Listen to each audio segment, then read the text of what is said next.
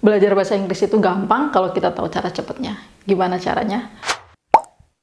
Hai teman-teman, thank you udah klik video ini. Di video kali ini gue bakal sharing sama kalian 5 tips singkat gimana cara belajar bahasa Inggris yang kita bisa terapin di kehidupan sehari-hari yang gak ribet, tanpa buku, fun, dan kita bisa lakuin ini setiap hari.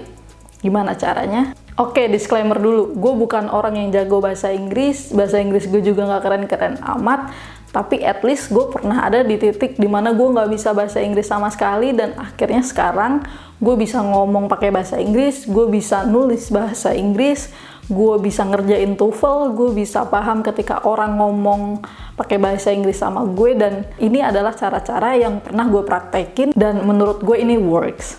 Apa aja caranya? Check it out.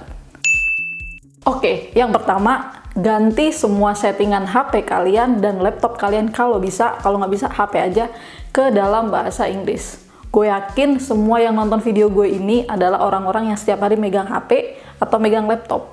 Ganti semua settingan di HP kalian pakai bahasa Inggris, jangan bahasa Indonesia lagi. Kenapa? Karena ini simple banget dan bikin kita kebiasaan buat baca bahasa Inggris. Gue sudah menerapkan ini bertahun-tahun yang lalu karena gue mikir kalau gue baca bahasa Indonesia terus, gue nggak kebiasaan dong buat baca bahasa Inggris. Akhirnya gue ganti settingan HP gue, laptop gue, semuanya termasuk kamera gue ini ke dalam bahasa Inggris. Dari situ gue udah kebiasaan. Kayak misalnya, yang tadinya bahasa Indonesianya kirim pesan jadi send, gue biasa baca send akhirnya. Pengaturan-pengaturan di HP yang tadinya bahasa Indonesia akhirnya bisa bahasa Inggris, dan gue udah terbiasa kayak misalnya setting, brightness, atau apapun itu yang ada di HP, ubah semuanya di bahasa Inggris. Simple banget tapi ngebantu. Tips yang kedua, dengerin lagu-lagu bahasa Inggris. Kalian pasti nggak asing dong dengan nama-nama Justin Bieber, Sam Smith, Westlife, atau Lady Gaga, atau bahkan BTS kalau kalian suka Korea. Mereka punya lagu-lagu pakai bahasa Inggris. Kalian bisa pakai Spotify, ataupun YouTube, atau apapun untuk dengerin lagu-lagu mereka, dan kalian bisa sambil baca liriknya. Jadi sambil dengerin lagunya, kalian juga bisa sambil baca liriknya. Dari situ kalian bisa tambah kosakata bahasa Inggris, dan kalian makin tahu, kata ini bisa dipakai buat keadaan seperti ini, atau kata ini bisa kita pakai buat gantiin kata ini. Kata-kata di lagu-lagu bahasa Inggris itu kayak makna sih. Jadi kalian bisa buat dengerin lagu-lagu bahasa Inggris ini buat nambahin kosakata yang ada di kepala kalian. So far menurut gue dengerin lagu pakai bahasa Inggris adalah cara paling asik buat kita nambahin kosakata di dalam bahasa Inggris. Tips yang ketiga buat belajar bahasa Inggris yang bisa kita lakuin setiap hari adalah nonton film. Nonton film bahasa Inggris ya, yang jelas. Betul banget, nonton film bisa jadi ajang buat kita belajar bahasa Inggris yang menyenangkan dan bisa kita lakuin setiap hari. Siapa sih yang gak suka nonton film? Nah, tapi soal nonton film ini ada sedikit tips lagi dari gue yang pernah gue lakuin, dan ini menurut gue ampuh sih buat kita belajar bahasa Inggris. Apa itu tipsnya? Ketika kita nonton film dari luar negeri, Amerika, Inggris, Australia, atau manapun yang menggunakan bahasa Inggris, jangan pakai subtitle. Nonton film gak pakai subtitle kan susah, woy.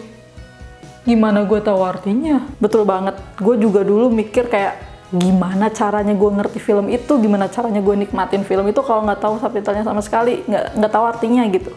Nah, nggak apa-apa. Kalau emang tanpa subtitle itu susah, kita bisa pakai subtitle tapi bahasa Inggris, jangan bahasa Indonesia. Karena kalau kita pakai subtitle bahasa Indonesia, kita bakal fokus ke tulisan yang ada di bawah. Kita nggak fokus ke film, kita nggak fokus ke ceritanya, kita nggak fokus ke suara pemainnya. Jadi, kalaupun kepepet nonton film, pakai subtitle bahasa Inggris. Oke? Tips yang keempat, sering-sering baca artikel atau buku bahasa Inggris. Kalian bisa baca novel, kalian bisa baca artikel, bahkan kalian bisa baca tweet ataupun caption artis-artis di luar negeri sana yang pakai bahasa Inggris, dan biasain cari tahu arti-arti kata yang emang kalian gak tahu. Waktu kuliah, gue punya satu buku kecil, notebook, yang isinya kata-kata dalam bahasa Inggris yang gue gak tahu artinya. Setiap hari gue ngetargetin di situ minimal 10 kata aja dalam bahasa Inggris yang gue gak ngerti artinya. Nah, dengan sering kita membaca tulisan bahasa Inggris, kita jadi terbiasa buat lihat tulisan itu, lihat tulisan pakai bahasa Inggris, dan lama-lama sense kita terhadap tulisan-tulisan bahasa Inggris itu, tata bahasanya itu akan terbentuk dengan sendirinya. Percaya deh. Tips simpel yang kelima, yang terakhir adalah cari partner buat ngomong pakai bahasa Inggris. Belajar percakapan dan pengucapan kata-kata yang udah kita pelajarin. Kalian beruntung kalau kalian nemu temen yang mau dan lagi sama-sama belajar bahasa Inggris setiap hari. Jadi kalian bisa mulai ngobrol sama dia lewat chat, ataupun lewat telepon, ataupun ketemu langsung pakai bahasa Inggris.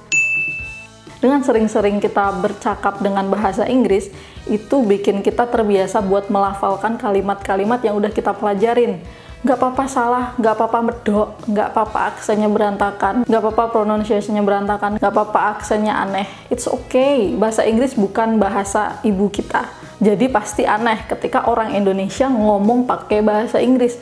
Nggak bakal seperfect orang British, nggak bakal seperfect orang Australia, nggak bakal seperfect orang Amerika atau negara-negara yang emang bahasa Inggris adalah bahasa nomor 1 di situ.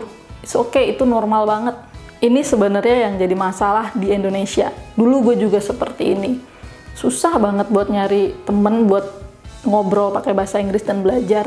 Akhirnya gue nemu teman-teman dari organisasi AIESEC, dari teman-teman dari luar negeri, teman-teman yang gue temuin waktu gue exchange ke Thailand waktu itu, dan gue belajar ngobrol sama mereka pakai bahasa Inggris dengan logat yang seadanya itu.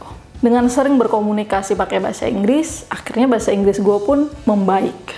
Kalau kalian ngerasa di Indonesia ataupun teman-teman lokal kalian nggak support kalian buat ngomong pakai bahasa Inggris, ngebully kalian atau ngatain, kalian bisa ngobrol sama orang di luar sana pakai aplikasi-aplikasi yang bisa nyambungin kita sama teman-teman di luar negeri. Pede aja buat ngobrol sama mereka, pede aja buat ngobrol sama teman-teman kalian pakai bahasa Inggris, karena kita sama-sama belajar.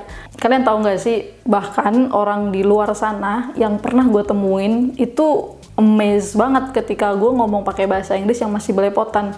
Karena mereka tahu kalau di Indonesia bahasa Inggris bukan bahasa yang utama. Jadi mereka seneng ketika kita berusaha ngomong pakai bahasa Inggris, dan mereka ngehargain usaha kita buat ngomong pakai bahasa Inggris. Jadi nggak usah takut, pede aja. Oke, itu tadi 5 tips singkat cara belajar bahasa Inggris yang bisa kita lakuin setiap hari dan di rumah aja. Gue yakin kalau kalian gak bisa ngomong bahasa Inggris sama sekali, gak ngerti bahasa Inggris sama sekali, dan mempraktekkan 5 tips singkat ini, bahasa Inggris kalian pasti akan naik level.